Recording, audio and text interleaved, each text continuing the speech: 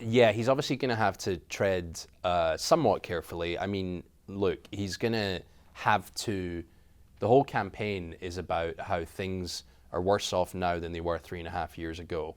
And so he's going to have to hammer the Democrats and Joe Biden.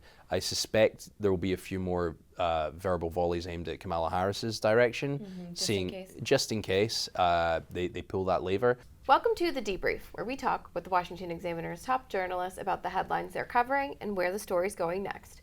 I'm Sarah Bedford, and I'm here with Managing Editor Chris Irvine. Hey.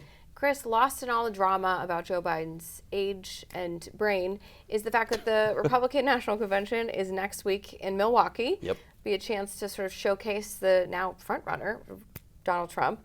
What do you think a successful convention looks like for Trump? Yeah, it's a chance to showcase the sane and normal Republican Party. Right, apparently. Apparently, they're the guys who can keep it together now. Who would have guessed? Okay, so it's what would constitute a good week. It's almost a bit of a shame for the Republicans that it is next week because they've done a very good job of getting out the way of the chaos that Joe Biden and the Democrat Party have kind of gifted them recently.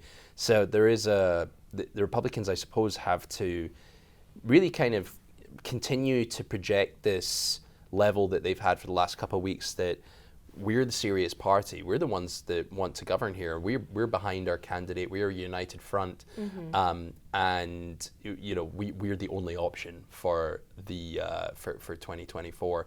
I think Donald Trump's done a really good job of shutting up. Although I know that he can't help himself, and we've seen his rallies and stuff, a bit freewheeling and stuff, but no one's paying attention to that right now. No one pays attention to the rallies.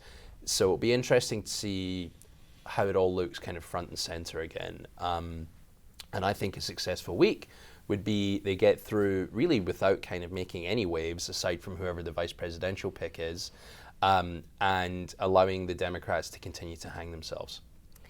Does it behoove Trump not to attack Biden at all, really? Not to spend time focusing on that, but just on his own platform? Or do you think, some barbs that the Democrats will still be beneficial? Yeah, he's obviously going to have to tread somewhat carefully. I mean, look, he's going to have to.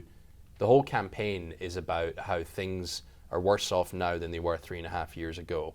And so he's going to have to hammer the Democrats and Joe Biden. I suspect there will be a few more verbal volleys aimed at Kamala Harris's direction, just in case they pull that lever. But it does behoove them to kind of hope that Biden stays in the race, because I honestly can't see any other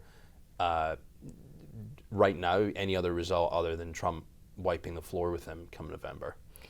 The VP pick is something we expect to see next week, at least at the very latest by next week. And when Donald Trump was convicted in the hush money case, he fell a little bit in the polls, and the VP role was discussed as something that, it should be an attack dog, someone who can go out and defend Donald Trump. Now that he has this newfound frontrunner status, and there's no indication that's going to change, does that role look different? Does it need to be someone who maybe moderates him at this point? I don't know if that necessarily is needed, because Trump is going to Trump. He's just, you know what he is. There's no surprises with Donald Trump. I think what would be interesting for maybe the Kremlinology of the Republican Party in Trump's image is if he goes and picks somebody like J.D. Vance, for example, the senator from Ohio, who by all accounts is quite close with Don Jr. and he's seen as a kind of trailblazer for the future of the Republican Party. If he does that, then is Trump kind of nodding to the future and saying, this is the guy who I think could maybe carry on my legacy in 4 years' time? Whereas I think if you went for a Doug Burgum, that feels to me like he's a sort of Mike Pence 2.0. He's not going to cause any issues. He'll be good on certain things, I'm sure, and he does have that kind of gravitas about him. And Marco Rubio is maybe somewhat in between. I'm sure Rubio still does have some overall leadership ambitions, but Rubio is probably always going to have a little bit of an issue in that he's not seen as sort of truly MAGA. He's a bit more of a kind of old school Republican in that way. Whether that's fair or not, I don't know. But I mean, I'm referencing those three because they do seem to be the front runners by all accounts and all reports. But I think Vance is the one that would definitely be the most interesting and maybe the riskiest as well.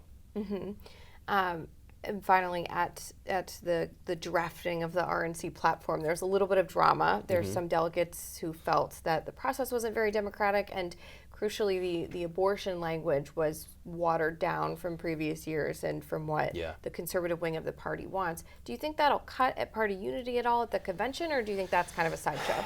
I think it's a sideshow. I do think that it was interesting that some noses have clearly been put out of joint there, not least from Mike Pence, and then there was some delegates who I think were upset that they've gone that route. But that shouldn't surprise anybody. I mean, Donald Trump has been very good at kind of taking the wind out of the sails of the abortion debate, I think, and that is the thing that I think Republicans are vulnerable at come November. And if Trump can do anything to make sure that the party, the RNC, are on the same page there, then really takes away a huge stick for the Democrats to beat them with. So I think it was a smart move politically, but yeah, some people might be upset about it. You can't expect people to agree all the time on absolutely everything. I don't think it's going to cost them next week when the convention is. I don't think ultimately it will cost them in November, but sure, there might have to be a few kind of sort of apologetic conversations, and I hear you, we'll revisit that, etc. Politics speak for just kicking the can down the road. Get over it. Yeah. Shut up and just listen to me as I move forward to November, Right. Well, so we'll see. Chris, thank you so much for being here today. Yeah. You can get more reporting from Chris and the rest of the political team at washingtonexaminer.com.